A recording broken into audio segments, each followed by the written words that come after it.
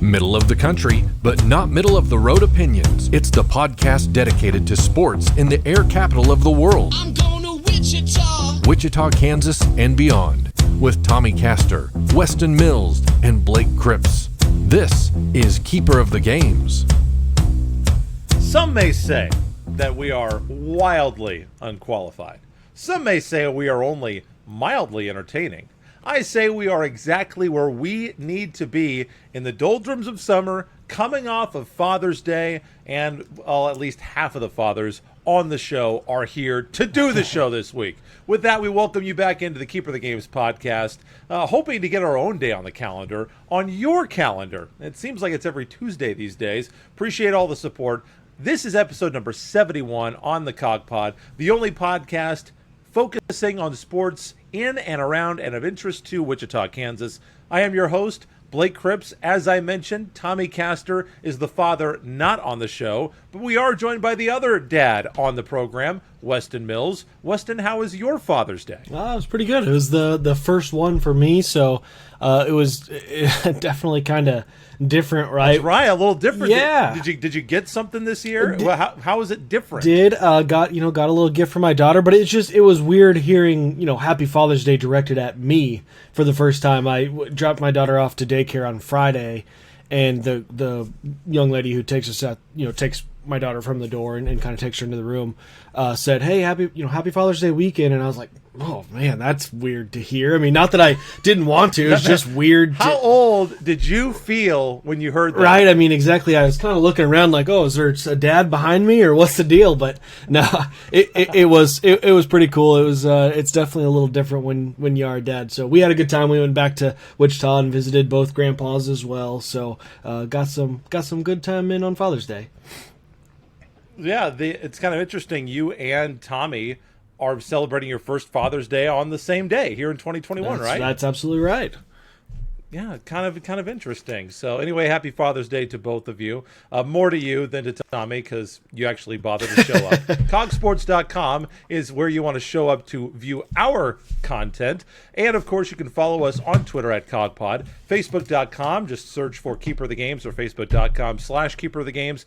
And the best place every week for the podcast, for the audio listeners out there, of course, is cogpod.podomatic.com. But we pretty much throw it everywhere on the internet. Spotify, iTunes, Apple, and all the rest. And the videos, of course, on Facebook or on YouTube, if you dare. Coming up on the show today, should there be a private school multiplier in Kansas high school sports? Really interested to get into that conversation. It's been something that's been talked about for a while here in the state. Also, Wichita State basketball in the middle of their June workouts, and there is a lot to talk about in terms of what the team is going to look like next season. And we don't really actually know who all is going to be on the team for sure just yet. But we start today with the state of the Kansas City Royals, and it's time to get back to one of our favorite games to play on the show. Coming into this week, the Royals on an off day today as we record.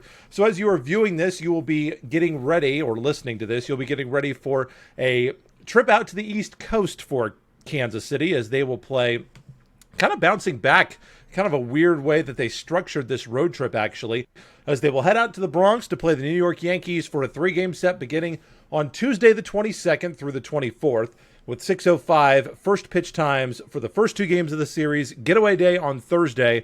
First pitch is at noon Central Time, 12:05, so 1:05 start time for those of you out locally there in the Bronx. And then they're going to come back to the Central Time zone. They'll play the Rangers down in Texas.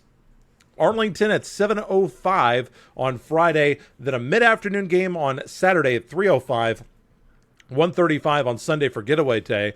And then they're going to go back out to the East Coast to play the Red Sox. 6:10 first pitch for that series beginning on Monday. They'll play Monday, Tuesday, Wednesday, and that's actually a 4-game set. This is, I believe, the longest stretch of games the Royals have had.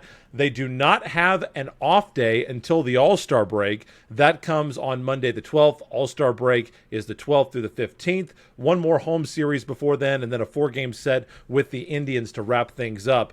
How did they do the last week since we saw you last? Kind of a mixed bag.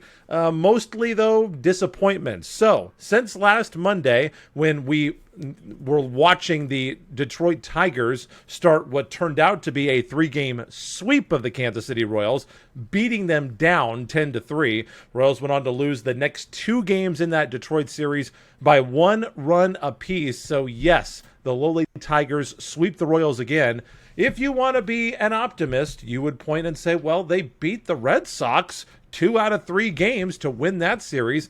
5-3 Friday, 7-1 on Saturday, and then 7-3 on Sunday. The Royals beat the Red Sox in games 1 and 3 of that series. However, when you go all the way back, the Royals have now lost 3 of their last 4 series. They were swept by the Angels. They lost 3 of 4 to the Athletics. They lost all 3 to Detroit. So Weston, from where I'm looking, objectively, I know that there's plenty to be optimistic about after beating a team like the Boston Red Sox. Very good team, near the top of the American League East, if I'm remembering correctly, but still struggling mightily to beat the terrible Detroit Tigers, giving up a lot of games in the division. And if they had played a little bit better against the Tigers, remember the last time that they played the Tigers, at least they won that one 2-3. The time before that, they lost 3 in a row to the Tigers back in the second week of May. They have won a couple of these Detroit series, Weston.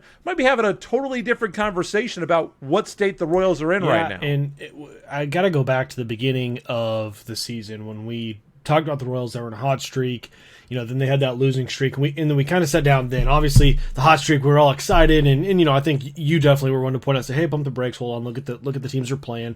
But even I want to even kind of go a little bit more forward, because after that losing streak, I think we all 3 of us, I think, were pretty adamant, like, consistency is an issue, right? I mean, you have this stretch of good baseball, then you have a stretch of bad baseball, and really that is a bird's view of the team, but even within specific players, the consistency was not there from really anybody outside of maybe Salvador Perez. Salvador Perez and Danny Duffy on the pitching staff. Those 2 guys were amazing. Everybody else was just... Whit Merrifield had a pretty decent start, if I remember, to the season, but there was nobody else that you could really hang your head on and say, he's really going to break. Nicky Lopez, believe it or not, was the other guy who started well. And really fast forward to now, and we're looking at the exact same issues we've been looking at all season. It's just tipped in the direction of losses and losing baseball and the poor side performance of, some of these players. And it's so frustrating because you still do get great moments. Like, last week we talked about the bullpen. The bullpen has been really good in stretches. Really good. But having a good bullpen doesn't help when your starter's already given up 6. And same with the bats. It's like, boy, Benintendi was great, but he gets hurt, and we have to talk about that now, right? I mean, that's part of this. Mondi has looked fantastic in the 25 at-bats or whatever it is he's had, but again, you have to go back to consistency. You talk about consistency if you can't stay on the field, because if you're not producing... I'm glad that he actually got to play for a change. And it's obviously, which kind of segues me into, I guess... coming to what I want to talk about as far as what do we look at? What does this team look like moving forward? And so obviously we got the news today. Maybe some heard, maybe some haven't. Mondesi is going back on the IL with a oblique strain. Sounds like he was pretty crushed by that. And I tweeted earlier today. I mean, I think everything with Adalberto Mondesi needs to be examined. I mean, the training routine, the medical staff, whether it's his headspace. I mean, I certainly am not blaming it on him at all. Some of this is just bad luck, but it all needs to be examined because it has been a disaster for getting him on the field. And again, fully admit it could just be bad luck, but at this point, when you have a star baseball player and this continuously keeps happening, you at least owe it to yourself, the fans, the organization, to go ahead and look at what's happening. What are our processes? Is there something that's not working in these processes? Or, again, is it very much just possible that, hey, look, it's just bad luck. Guys just are injury prone sometimes, or sometimes they're not even injury prone. It's just unlucky. But it needs to be examined, because this team needs to have a consistent lineup, in my opinion, to be even, for us to even sit down and say, okay, what is this team, right? It's hard for us to really pin a position, and it's important going into All-Star break and ultimately that trade deadline of what is this team. But when we haven't been able to even put together a consistent lineup, night in and night out, you just can't get that evaluation, and it's going to set the team back really for the future if we don't have a good judgment come trade deadline, and either we mistakenly march forward towards the playoffs and trade away a future piece to try to strengthen this team. Or on the flip side, I mean, if this team, is, hey, maybe we can make a run down the stretch, and maybe they don't make it, but maybe, there's a determination that, hey, look, it's worth it to have these young guys at least play meaningful baseball down the stretch, and if it doesn't work, okay. But they got to make that determination based on what this team is, and I just don't think we've even been in a position to really get a great read on that. I guess if you're going to force my hand, I would lean towards, look, this team is just not very good, and it's not going to make the playoffs, if you're forcing me. But I truly think that the evaluation at this point is kind of flawed, because we haven't been able to even have a consistent lineup out there. Well, and you and Tommy mentioned, I think you especially mentioned that you thought that Royals management thought that they could win this year. And, I previously had pretty much said, okay, that they're on drugs if they think that that's the case. You look at what Adalberto Mondesi has done this year in the very limited time that he's played. He's at 13 for 36. He's hitting 360. If you have an Adalberto Mondesi that's in that spot in the lineup, playing the kind of defense that he can play and hitting over 300, that's going to cover a lot. And the Royals have a lot that need to be covered, because Danny Duffy was great early. Who knows when we're going to see him again? Salvador Perez has been fantastic. There's one guy that we need to talk about. Hunter Dozier. 3 for 5 against Boston on Sunday. Those were the only 3 hits that he has in the last 7 games. Weston, I'm done with him. We have got to find a solution for his position in the lineup, because he does not bring enough to the table defensively to cover up what he's hitting 150. I think it's 151 right now. I have it somewhere. I think it's 151 that he is hitting right now. That is not good enough. He has.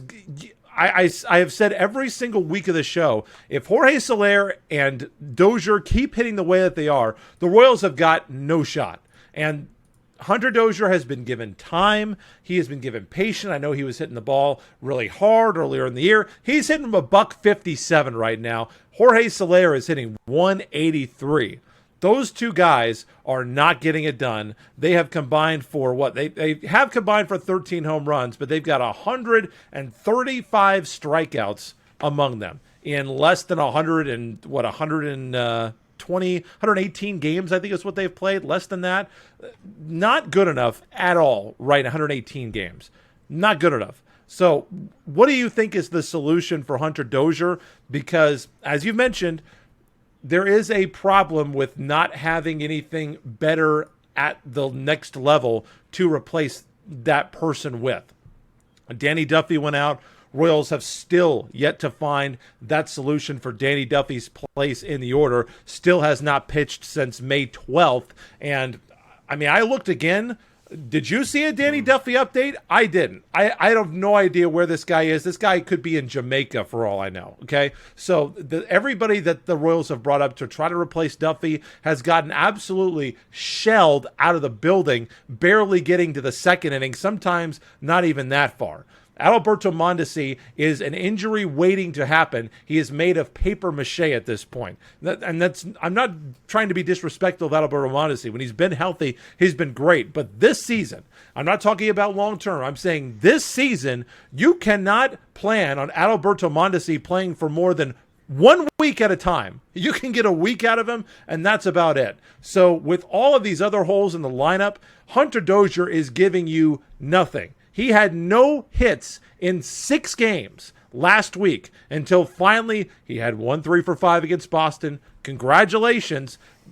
That's not good enough. The Royals are a put the ball in play kind of a team. They're very low in strikeouts, very low in walks. But when you put the ball in play, you've got to, when you're a put the ball in play kind of a team, you have got to get value when the ball is in play. Royals are not getting anything out of Hunter Dozier right now. They have got to find a solution for him, his swing. I don't know what the solution is. Hunter Dozier is a problem frankly, offensively I don't know right what kind now of for the options Hunter Dozier has as far as, moving him back and forth from the big league to the minor league roster. But truly, I mentioned, I think I was talking about Brad Keller getting the Mike Moustakas treatment.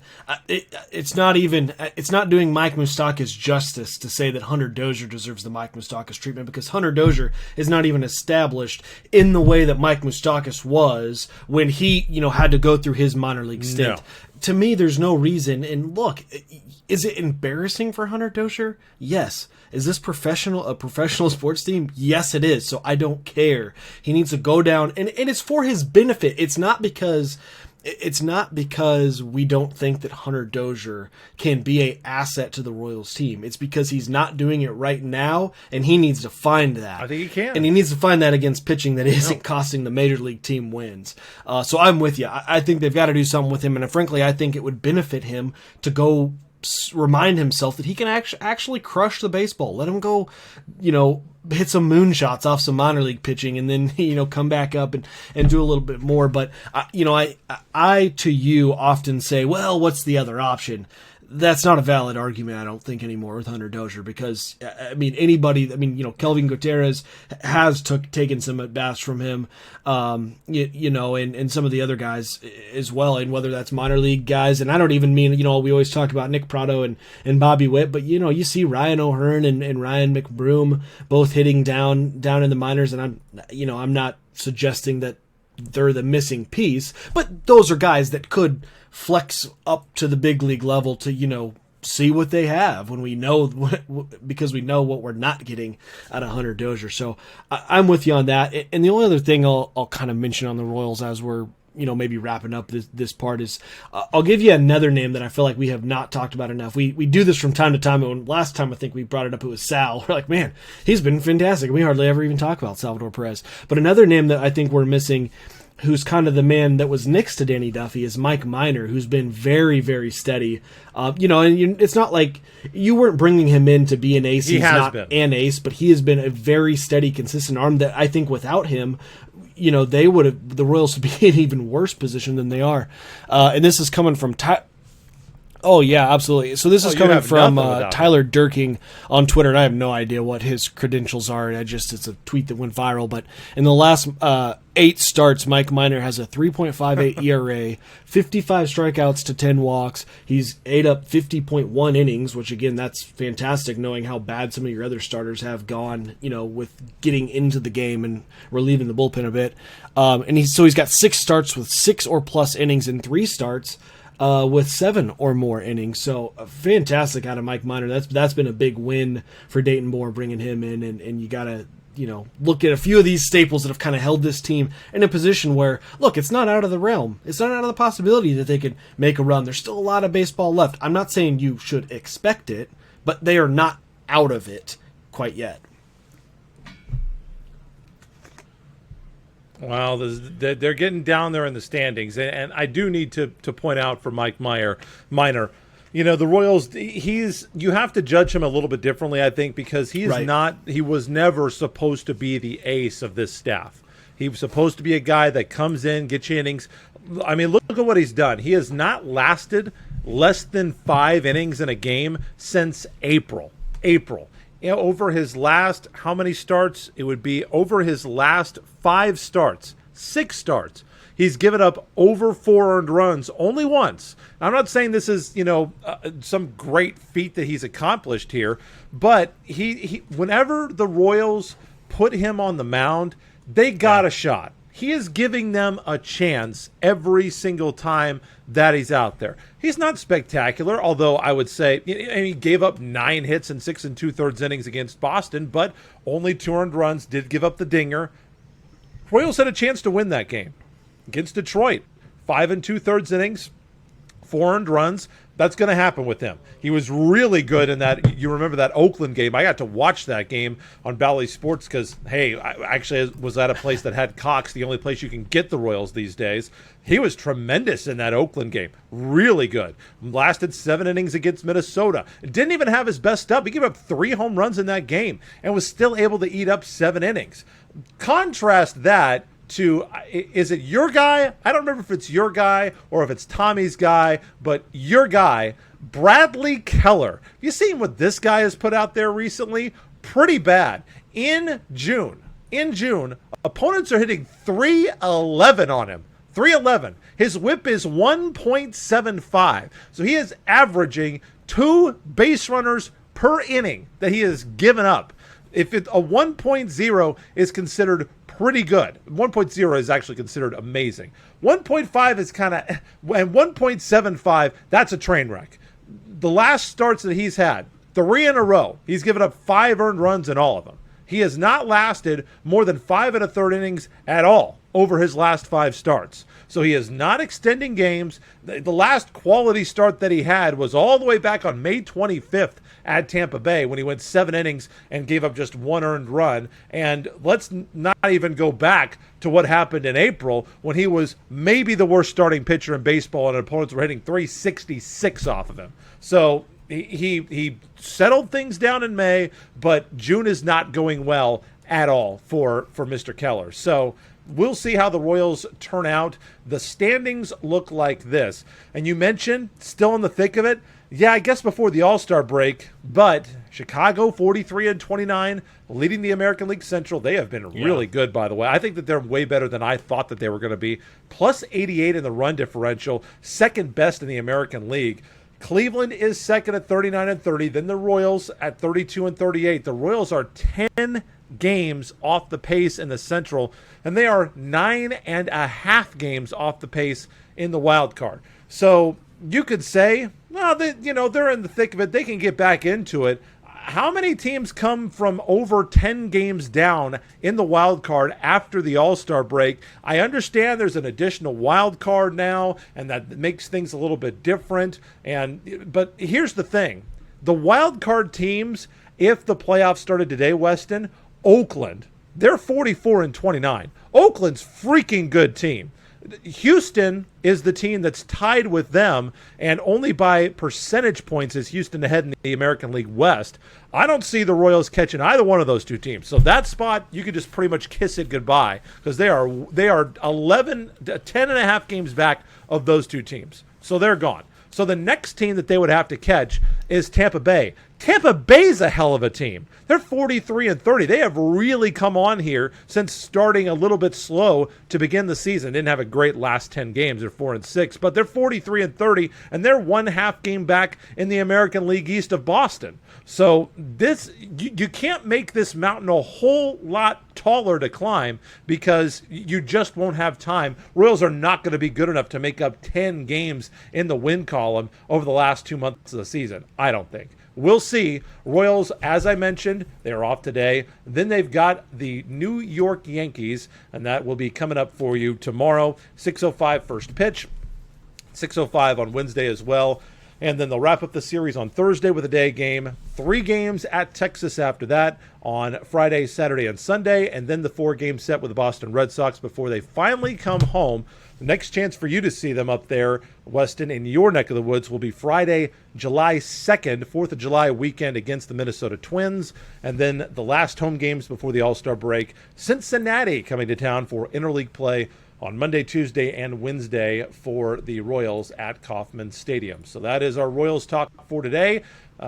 And please, somebody, where's Danny Duffy? Can we get some reporting? Can we get an update on this? Can somebody tell me what Danny Duffy is doing? I would like to know. Anyway, moving on to high school sports. Not really the time of year that we typically talk about that. But this has been a topic of conversation for a number of years, not just in Kansas, but around the sporting nation. Private schools versus public schools. Some compete against each other in the same classifications, like it is in Kansas. Other states use a private multiplier, where the population of a private school is multiplied by a certain amount in order to make sure that private schools are playing against bigger schools.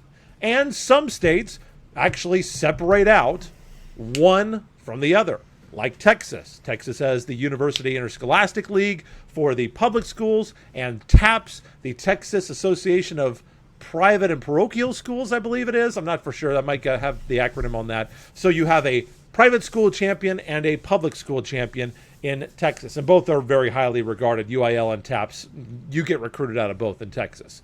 There is a proposal, and this is documented by Taylor Eldridge. You can find his tweets online, and it's also in the Wichita Eagle, that the KSHSAA, the Kansas State High School Activities Association, has passed a multiplier proposal by the executive board, a 9-0 vote. This happened last week. It would move private schools up one classification from public schools with a similar enrollment. It's just a proposal, 18-member committee. They're addressing the alleged issue of private schools winning a disproportionate number of state championships. It does not pass based on that. It has to be passed down, and it has to be passed by the entire state of board, school administrators, and all the schools get a vote on this, basically. So there's going to be regional admin meetings that'll then return back to the board. They can either call a special meeting for a vote, or they could wait until their annual meeting. That would be, of course, in April of 2022. And if it is passed then by a majority on the executive board, it would be sent out for a vote by each school. They would need a majority from member schools and a majority from each of the 6 classifications. So the way that I understand it is one classification could blow the whole thing up. If, class 6A decides that they don't want it, then it's not going to be approved to become a KSHSAA bylaw. Weston, you were a public school athlete in a small town. I was a public school athlete in a big town at Topeka West. Now, but when I say public school athlete, I mean that well, let's be honest, I rode the bench for the entire season, and I played approximately 15 minutes the entire year. Shout out to Chad Eschbaugh for at least letting me get in the game and sweat on my uniform for 2 seconds. But what are your thoughts on this? Private schools versus public schools? It seems like this has gone from being not really that big of a deal. I don't ever recall it being a big deal when I was playing. Now, obviously, it's something that everybody is focused on. How do you see this playing out, and what's your opinion on whether or not public schools and private schools should be separated by a multiplier that would move public schools into a higher, possibly, classification? Proposal. I think it's a fair intermediate, and I think it makes sense in the state of Kansas compared to Texas, where, if you look at Kansas, and I certainly don't have the number of private schools in front of me, but it just, to me, doesn't quite make sense to make them compete in their own league. I think that it's going to be a lot less. It's going to be a burden on costs and those sort of things. And like I said, there's not that many schools, so they're playing, the same number of teams all the time. Whereas a multiplier kind of makes things a little bit more even across the board. And I understand the old argument, and I think we've talked about this before, that why are teams crying about this? So just do better, go beat them. Well, okay, that's fine if you're talking at the college level, the professional level. High school athletics is different. Certainly I'm not going to pretend like, it's just for the fun of the game. But let's be honest. There's a social aspect to this of a lot of schools that, hey, look, kids need something to do after school to keep them out of trouble, just to, give them entertainment, blah, blah, blah. That absolutely is an aspect to it. Right? But and then with that kind of a step up from there, you have plenty of kids that are trying to get that opportunity to go on and play at the next level. And I think right kind of in there is where I start to have the problem with when you have these private schools that, flat out recruit, right? It's not, they don't need to hide that because they're allowed to offer scholarships, do whatever they need to do to make their athletic program better if they think it's in the best interest of the school. To compete with these smaller schools. And I think one of the kind of, to me, the glaring one is Bishop Miege up here in Kansas City. they're size-wise, they're 4A, and they absolutely dominate year in and year out. I mean, but they're so good, though, if you look at really across their sports, whether that be basketball, whether that be volleyball, whether it be football. When they're up here in the Kansas City Metro, they're playing other Kansas City Metro schools, and it's competitive. They're beating a lot of them. They're having close games with some that they lose, and that's 5A, 6A. And then they get into the 4A games that they're required to play because they are a 4A team, and they just run out the gym. And to me, it's not just a one-sided conversation. It's not just about those kids that are getting beat. That, hey, look, man, this sucks. Like, this is their only opportunity to go win a state championship, and then maybe they're done with their athletic career. But on the other side, the kids that are at those private school, what are they getting out of playing against the weaker competition, when the same thing they're trying to go on and get on a college scholarship? And I get it. Like, if, especially I think one that always comes to mind for me is Bishop Miege basketball. Look, they always have one, two, a few kids that, hey, look, they're D1 guys. It doesn't matter who they're playing. They're going to play in their summer session, and they're going to get recruited no matter what. How about that guy that's, maybe the first guy off the bench for Bishop Miege? He needs to have tape, probably to get some recruiting, to get some opportunities. And when he's playing against lesser competition, that doesn't benefit him either. So to me, it's a win-win from both sides. It's not just about the kids that are just getting, walloped by these private schools. I think it benefits these kids that are in a private school as well. Now, having an opportunity to play more, more teams of the same competition and better themselves, put more tape out there for college coaches. And really, why would we not want the process as a whole to be more competitive? The more competitive is, the better product it is for everyone. So I'm all in. I think, to me, this is a no-brainer, and I hardly even see the downside. I don't quite understand what the argument would be, and I'm sure I think I already kind of know your argument. I think you're kind of along the same lines as me for the most part, but I'd love to, if you kind of have the idea of what the devil's advocate is. I just don't see the downside to doing this. Okay. Not sure that we're as aligned as you think we are, Mr. Mills. Let me ask you a question. How many public schools do you think recruit? Oh, sure. I would argue that it is a non-zero number. In fact, I was told by high school coaches back when I was covering Bishop Carroll in the City League that Wichita North had an all-city team that was just happened to be playing for other public schools in the Wichita area. So all of these schools are recruiting, as far as I'm concerned. This is probably much less once you're getting down into 4A, 3A, 2A. When you're out in these little communities, I certainly don't think that Rossville is only good because Rossville's recruiting. There's not a whole lot of places for them to recruit from. I don't think that, Hanover Wildcats up in northern Kansas. I don't even know if Hanover still has a high school, but back in the day, they were unbelievable, and Wildcats. Actually, they did. They won the D2 championship. Hanover's not good because they recruit. But at the same time, these schools that are in Wichita, in Kansas City, don't tell me that none of the Blue Valley Let me schools interject, because I agree with you. There's no doubt that happens. As a matter of fact, I can tell you at Andale, we had some guys that came over because they wanted to be a part of our wrestling program. So why is it only a problem because of the public schools doing it and not the private schools can't do it? That's so unfair. But the difference is that when you're basically being allowed to get recruited, away as you're with saying, to whatever a they school, want. It's, hey, come play with us because we want to win, blah blah blah. Usually there's some sort of connection. The coach someone in Little League, blah blah blah, whatever. The difference is with the private school is, hey, come to our school. We'll pay your tuition. Your tuition is paid for. You're getting a private education for free. Do you know that that's a fact for every? Do you know I think that is the fact that is true? I think it happens quite a bit. Every private school. Oh, well, I know for a fact that it's and not. I do agree with that. Bishop Carroll does not offer scholarships. For instance, Bishop Miege. Sorry. I guess my brain always kind of goes to Miege because they're kind of the one that dominates. And sure, I'm not. And it should. They are.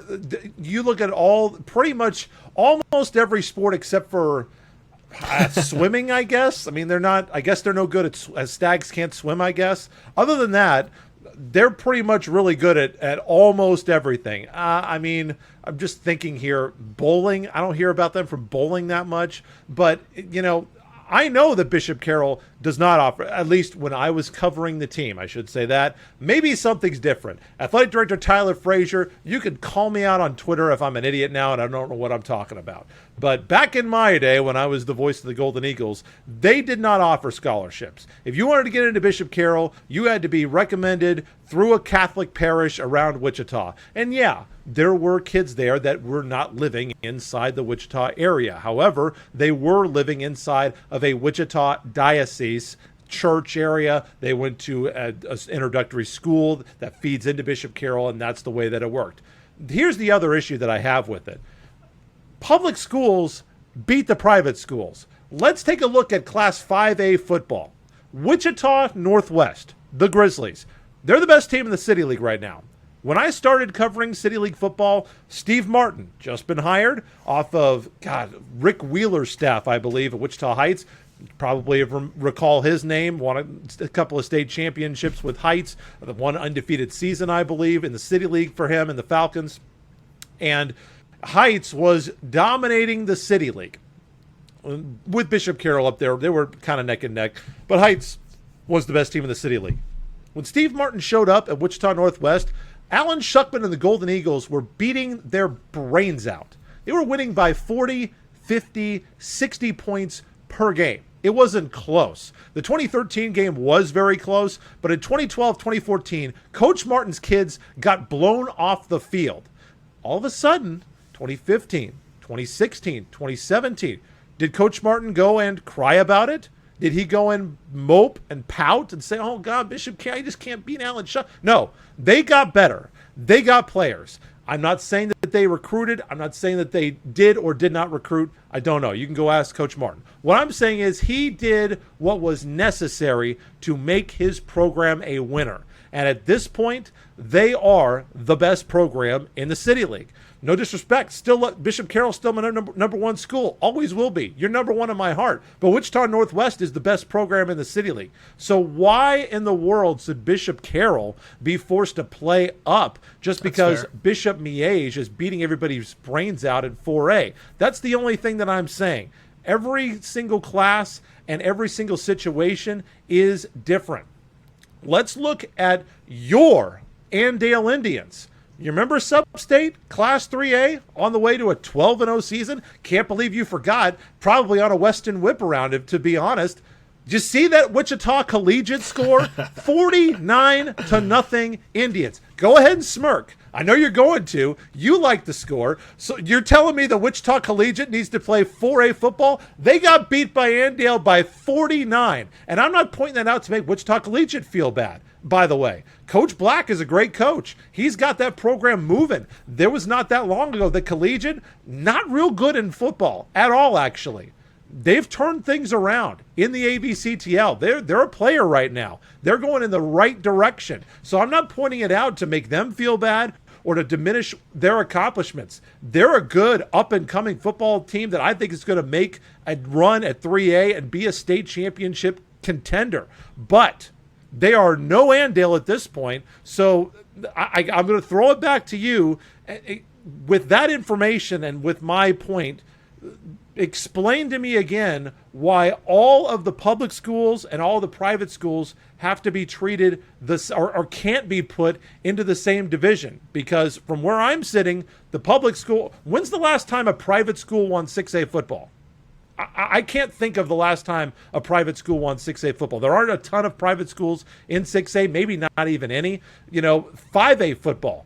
Mill Valley won this year. They defeated another public school to win the football championship in Mill Valley. It's really just 4A basketball that's the problem. So why are we going to change the whole class so you know what, for first Bishop of all, Miege, boys basketball, and Bishop Miege, I can admit, girls basketball? Blake, when you make good points, I can admit. So, and like I said, I obviously, I'm looking at this through a lens of Thank you. I appreciate Endale being used to be in 4A, and that was a lot of problem for them. So then also being up here, seeing Bishop Miege and seeing what they do is a lot of, I think, what I focus on. I will point out, because I feel like really the last few shows I haven't really made it about me, but I just want to make a quick side note and say that my senior class, 2008, was the last time the Andale Indians won a 4A state championship. They have not won the 4A state championship since we all left. So, I mean, I think we went out on top. Anyways, I digress. There you go. That is a good point. But I guess I want to go back a little bit. Maybe you could explain to me, or maybe the details aren't clear yet. But I guess, what is the process of the multiplier? Because I thought my understanding of the multiplier was, it takes into account school size. So potentially not every private school would be moved up. I thought you have the school size and then it's multiplied by whatever they decide the multiplier is. And if that moves you into the next class, it would. Is that right? So. Oh, okay.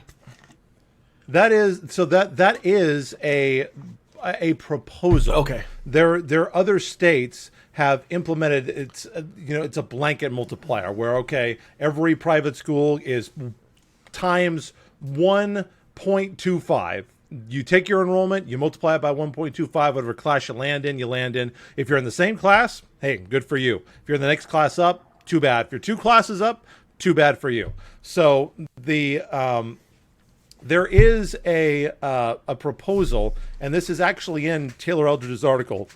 Once again, if you're interested in this stuff, I can't recommend this article enough. The article is titled, it's on the Wichita Eagle. The date line was June 16th. Private high schools in Kansas could move up a class under unique multiplier proposal. So if you want all the information about this is Taylor Eldridge's, latest reporting on it that I have seen. So what would happen is it could be factored on geographic population. So if a public school was in an area that is mainly into 6A and 5A schools, then you could get, according to this article, 0.3 added to your private school multiplier. So, for example, if you were in a private school in the same area as a class 4A or 3A public school, then you would get a 0.15 private multiplier. So you'd be timesing your population by 1.3 if you're a Bishop Carroll or a Capon, for example, Wichita Collegiate Independent,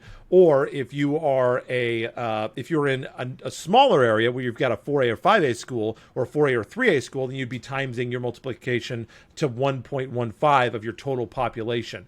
The other factor that they are looking at, possibly, which would go back to your point of, hey, maybe it's Bishop Miege, would be your state championships in all sports that the school has won over the previous 5-year period. So if you get to a point where you have won more than 10 private championships as a private school over a 5-year period, then you would have the 1.3 multiplier. And it would be, if it's between 5 and 9, you would have the 1.15 multiplier. So if you are a very prestigious, very accomplished private school like Bishop Carroll or Collegiate or St. Thomas Aquinas, another one up there in your area that seems to do very well in girls basketball, among a lot of other sports, football with Randy Dreiling up there now, Bishop Miege, you would get the 0.3 multiplier. But if you are at a school that does not have that kind of success, like maybe a like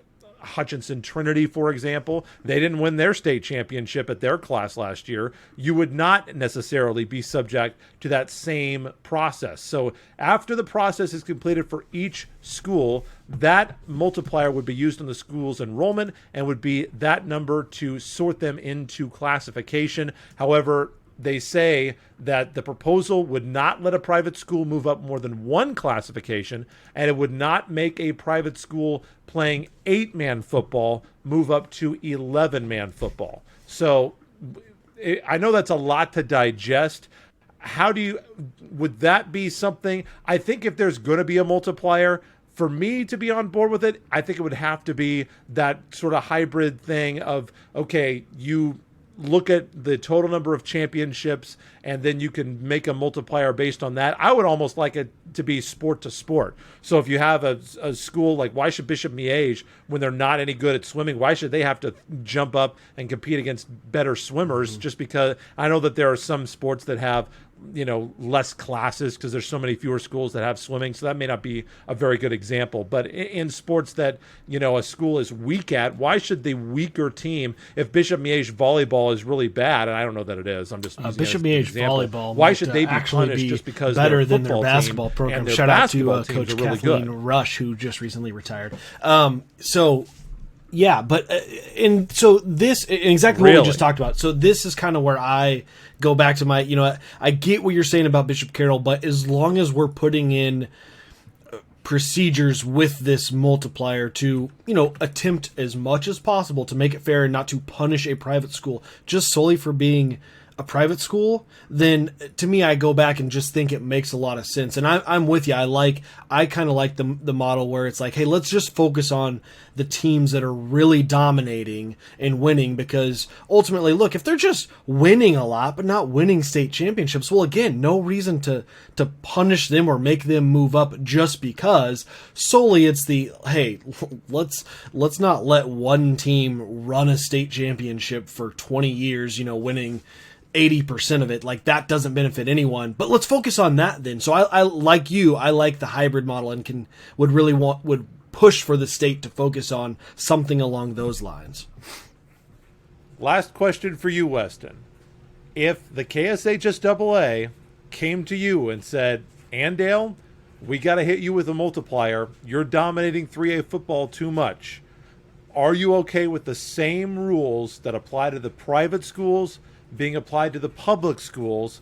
If they are, I guess this doesn't matter for a school like Derby because they're already in 6A, so you can't do anything to them.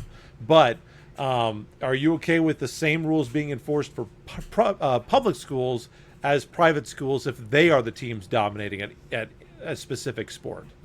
Yeah, I mean, I don't know how you couldn't be, right? I mean, if you're going to make the argument that I did, that, hey, look, it's about competitive fairness and it's benefiting both the team that's getting dominated and the team that's dominating, I don't know, how I could possibly say I wouldn't be in favor of it then. And I think it would. I think it would be good. And the other thing to keep in mind, again, with the multiplier, and this is kind of why I like using the multiplier, if Andale is like barely, and they're not, they're one of the larger 3As, so a multiplier would easily kick them up to 4A. But if you do they have been 4A for years. Right.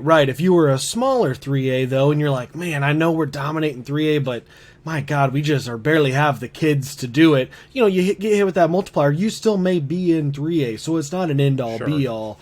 So, yeah, I do think that it would be a good idea, but I think you really got to look at and maybe look at other states to say, hey, what's been a good number on those, whether you go state championships or winning percentage or, those kind of things. Really put a lot of thought and time and effort into that. I think that would be important. Moving on to Wichita State basketball now. Yes, the Shockers are in action with their June workouts, Wichita State men's basketball, with quite a few of their major players back, but there are some key players missing, according to reporting from Taylor Eldridge in the Wichita Eagle. Tyson Etienne is not there with the team. Of course, he is the co-AAC Player of the Year, and he is currently still in the NBA draft process. He has still got about 2 more weeks to decide his fate. It's July 7th. That's the deadline to get out of the NBA draft and return to Wichita for another season. Dexter Dennis, Morris Udeze, and Kenny Poto, they are also being told to stay home. Dennis and Udeze, they were encouraged by Coach Brown to stay home in June to work with their personal trainers. This article was datelined June 17th. It's 8 thoughts on Wichita State men's basketball players here for June workouts. Wichita Eagle, I guess free advertising for them today. So a lot of things going on with Wichita State basketball, and Weston, with having so many of the guys back, because you've got Ricky Council IV, is in workouts right now. Joe Pleasant is in workouts right now, along with Craig Porter, Jalen Ricks, Matt McFarland. A lot of these guys that I think they believe they have a chance to contribute. I think Coach Brown believes they have a chance to contribute. They're all in Wichita and working out. Sure, it would be great if Dennis and Etienne and Udeze were there with them, but they're not, and maybe this is the best thing for those guys. And, after he was the coach of the year, I think I'm going to defer to Coach Brown and let him decide what the best training for his team is going to be. I think he deserves to have that little grace period, I suppose.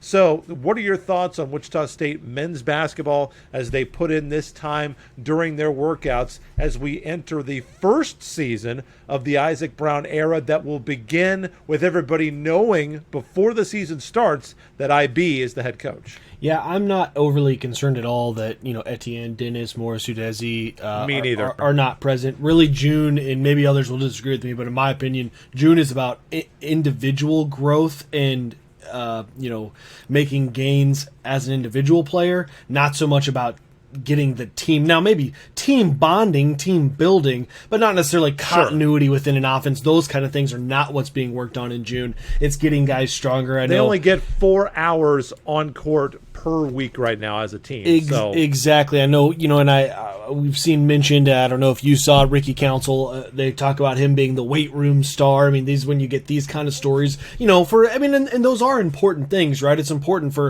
you see it all the time. You're like, oh man, if that guy could just put on some size or play with a little more strength or add a little bounce to his game, and those are the kind of stories, those are the kind of things you're seeing in June. I think another thing, I saw mention that Isaac Brown has kind of alluded to the fact that Clarence Jackson has kind of been the vocal leader of the group in June, and I think that's another thing that does give an opportunity for guys to kind of grow and learn who they are and kind of what their role is on the team. And I almost think to that end, it kind of does a little bit benefit some of those, what I would consider the stars of the team, whether, Etienne, Morris, Udeze, and Dexter Dennis, to allow some of those younger guys or not so much, not the prototypical stars, to be able to make that step forward and say, hey, I'm going to help lead this team. It only adds depth, growth, and those kind of things to this roster. So I think you have to be excited. It seems like there's a lot of positivity coming out of June. You take everything at those stories you get out of June with a grain of salt, because it's no different than, every NFL offseason that you hear, oh, this guy's in the best shape of his life. You hear that every single offseason for one or two players, and you always take it with a grain of salt. So it does kind of come with that territory, but it looks like a lot of positive coming out of this offseason for IB. I'm really interested to see how Matt McFarland does. He's a big, lanky guy, 6'10", 210 pounds, so kind of a rail a little bit. How much can they get him bulked up? Remember, Isaiah Poor Bear Chandler is not going to be on this team anymore. And I'm not saying that Poor Bear Chandler was some sort of an all-star that's going to have to be replaced, not a particularly good scorer, not a particularly good, free throw shooter, but Poor Bear Chandler, I think, did give them some rebounding inside. You look at the minutes that he played. He only played 12 minutes a game, but he still averaged about 4.5 rebounds a game. They're going to need somebody to pick that up. I think that Udeze, he is the player that I am probably the most interested to see how he will transition this season. He averaged 10 points per game last year, which is tied for second on the team with Alterique Gilbert. Can he elevate his game to be like a Shaq Morris type of a player? Can he be a first-team, all-conference type of a contender? If he plays the entire season like he did at times at the end of the season, I believe that he could be a first-team, all-conference player. Maybe not necessarily player of the year like Tyson Etienne, but if you have Udeze take a couple of steps, and I don't necessarily even know what the steps would be for him in terms of his offense. I would certainly like to see him shoot a little bit better from the free throw line, 68%. Be great if he could get that above 70%, get to 72, 73%. And if he could be averaging, closer, he was at 4.7 rebounds a game last season. If he could be averaging closer to like 7.5 to 8 rebounds a game this season, maybe you score 12 points per game, 13 points per game. You bring Etienne back, and obviously it would be difficult for him to have the same kind of season. It was such a weird year last year. You're going to have the full run-up this year, probably going to have the 10,500 there in the roundhouse. So all of the dynamics that kind of combined to create what happened last year are not going to be in play this year. Probably not going to have that long, or at least we certainly hope not, that long coronavirus outbreak that kept a couple of their key players off of the bench earlier in the year. And, it's a couple of those losses that may have kept the Shockers out of the NCAA tournament, potentially. They have those teams and they start a little bit better. They get that win against Missouri. They get that win against Oklahoma State. And I think last year's team is pretty safely into the tournament, not hanging around on the bubble at all last year. And, with that, obviously, in this hypothetical Disneyland that we're living in, that's a higher seed, that's a higher, you're getting a better first round opponent, so on and so forth. So I think that's just going to give Wichita State a much better chance to have postseason success in this dream scenario. But looking at the overall picture, if you've got a guy like McFarland who comes in, maybe he's a better Poor Bear Chandler, maybe he's a little bit more of a dynamic of a scorer, and Morris Udeze really steps up his game, and Tyson Etienne comes back and is the same or near the same kind of a player, Weston, I think you're looking at a top 25 team, and probably a team that's solidly in the top 25. Not only that, but a team that maybe is going to be in the top 20. And Kenny Poto, remember, this is Wichita State's first ever, or I should say Isaac Brown's first ever. That's his first ever top 150 recruit. So he is thought of as being very, very talented. And he'll have a chance, I think, to compete for minutes a lot. So not having him on campus, it kind of makes you want more, makes you want to see a little bit more. And the other guy that I want to mention, before I throw it back to you for your closing thoughts, Ricky Council. This is a guy that made 44% of his threes last year, but just was not that big of a part of the offense. And, you've got a guy like Altariq Gilbert. He is not back on the team. That's 97 three-pointers that the Shockers have got to make up. Dexter Dennis, God bless his heart, didn't have a great year shooting the basketball last year. We can argue about the reasons why that was. I would argue, I think you would agree and Tommy would agree, when you're expending that much energy guarding the opposing team's best player pretty much every game and playing 29 minutes per game, you're just not going to have the lift on your shot that maybe you would otherwise. If Ricky Council can get more of those threes from Dexter Dennis, absorb the threes from Altariq Gilbert, all of a sudden you've got a guy who's scoring 7 points per game who shot just 27 threes last year in 21 games. Boy, I'd like to get that number up a lot closer to 100 threes this year. You put 100 threes, that would be about 70 more threes on this guy. You're going to be looking at approximately 34 more made threes for him over the course of a season. I like how that looks. Tyson Etienne coming back. Udeze takes a step in the right direction in rebounding. McFarland solidifies that post player off the bench, and Ricky Council makes more threes. That's a really talented Wichita State team. The key for me, I think, is Ricky Council. I am so in on Ricky Council. I think the raw athleticism that he has, which that in and of itself only takes you so far, but he's shown that he can shoot the basketball. You got to have a bigger volume for us to say, okay, you're a 44% or you're a 40% three-point shooter. His number of attempts does not make me say, okay, he is that good. We'll see what he can do with the bigger volume. But I do think he's got that in his arsenal. But I think he is the key, and here's why. I keep hearing more and more buzz about Tyson Etienne. I am feeling less and less. You mean going or staying? And I say buzz that he's getting a lot more interest from NBA teams. And these are tweets I'm seeing here and there suggesting that he was invited to this workout at this time and this means X, Y, and Z. And I would have not thought that at all 2 months ago. And not because I don't think Tyson Etienne is a great player. I do. And that's how important. I think he's that important to this team that, when you're going back and saying, hey, I could see this being a top 25 team, absolutely, I'm all in with you if they have Tyson Etienne. If they don't, I think this team could be good. I don't think they're a top 25 team.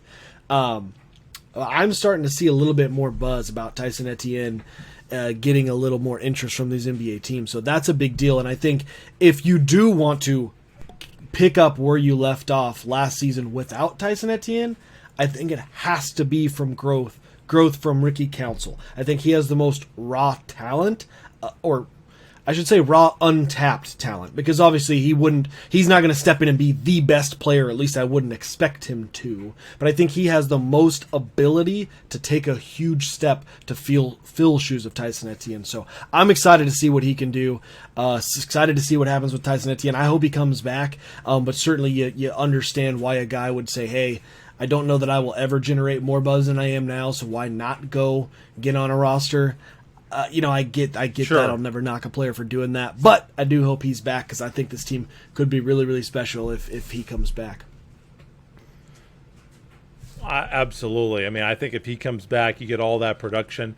I mean, I think you're looking at another American Athletic Conference championship for sure. Not to say that Houston's just going to roll over, because I think Houston's going to be really, really good next year, and we'll have to see who the other teams, if anybody else in the American, can Cincinnati, kind of come back to life here a little bit. Be interesting to see how that plays out. But yeah, if Ricky Council can become the kind of player that I think we believe that he can be, and you've got Dexter Dennis as your lockdown defender, maybe he can shoot a little bit better. Maybe somebody else who's come in, maybe it's Poto, I don't know.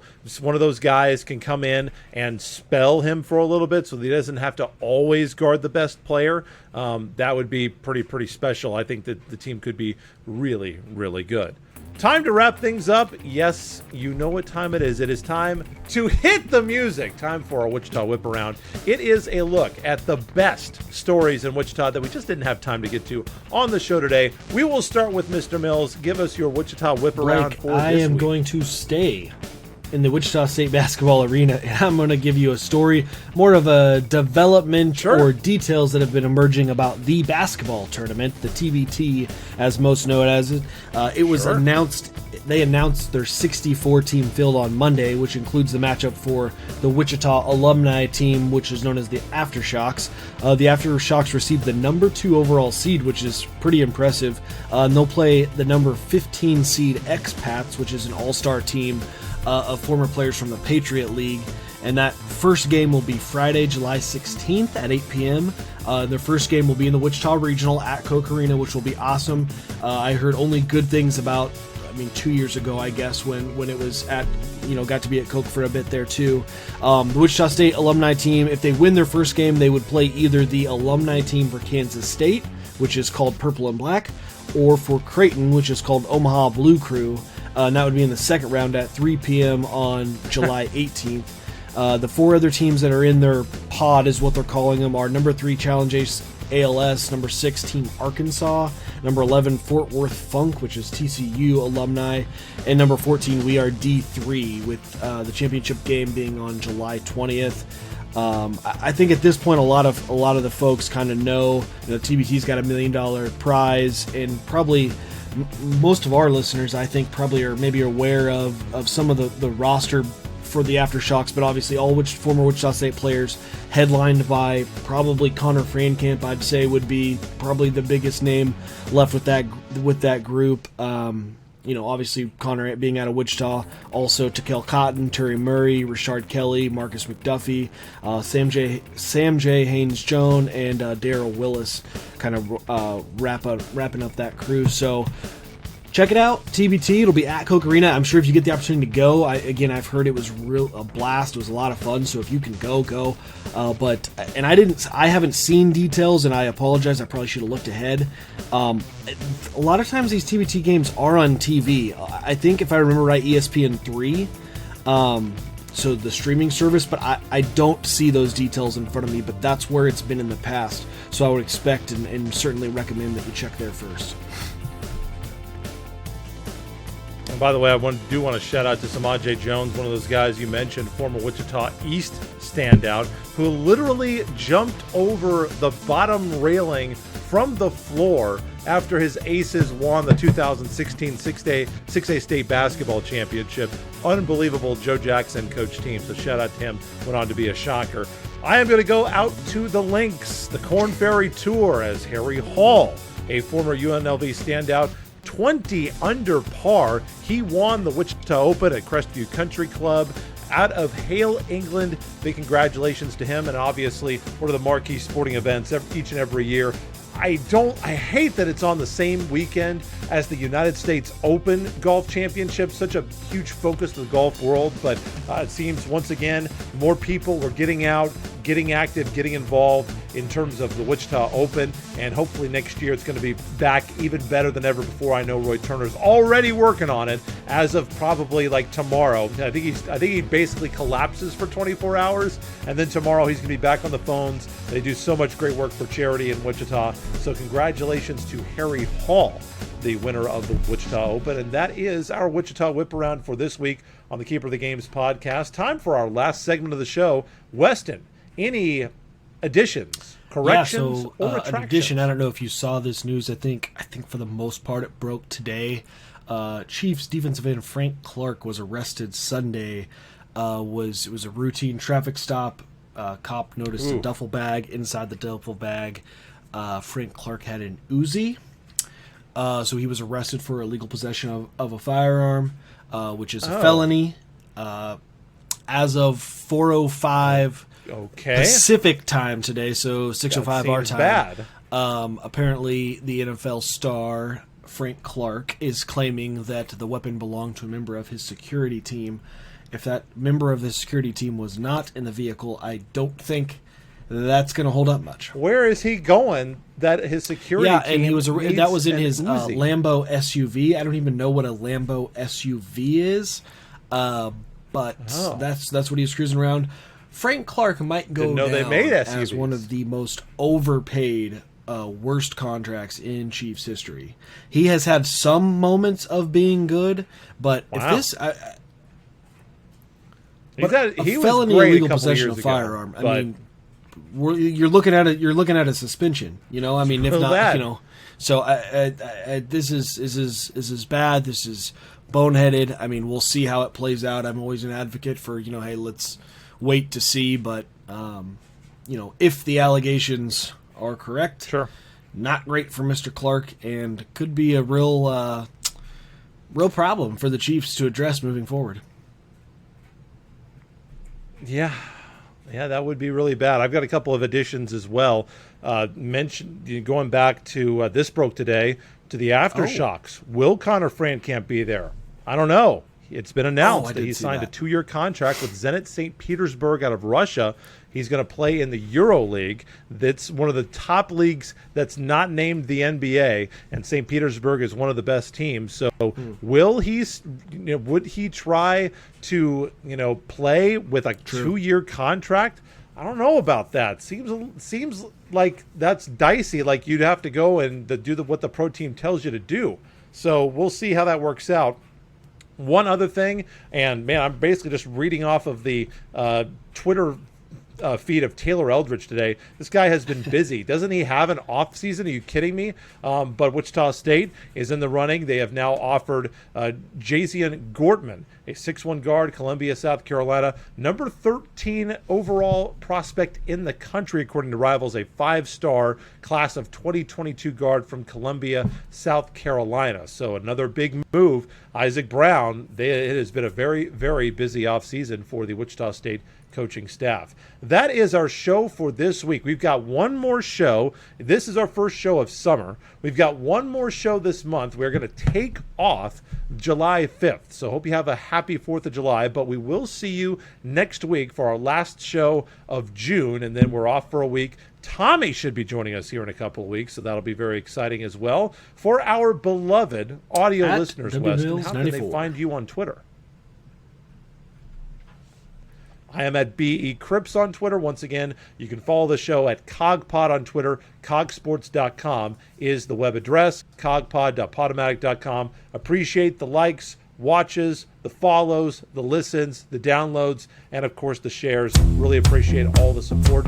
We will be back with you in approximately 1 week's time. So for Tommy Castor, our producer engineer, and for Weston Mills, Blake Cripps signing off. Take care, guys. You've been watching Keeper of the Games.